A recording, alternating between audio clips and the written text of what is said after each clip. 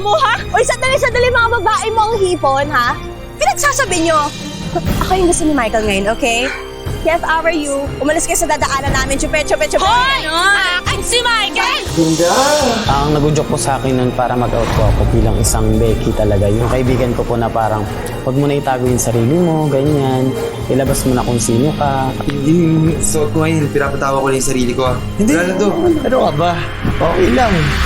Akin si Michael! Michael! Akin si Michael!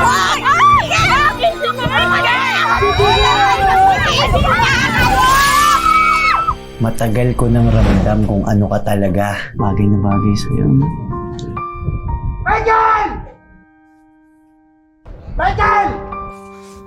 Sino nanay, tatay? Tara. Mang Fidel, huwag niyo po siya saktan. Huwag ka makialam! Hindi ka!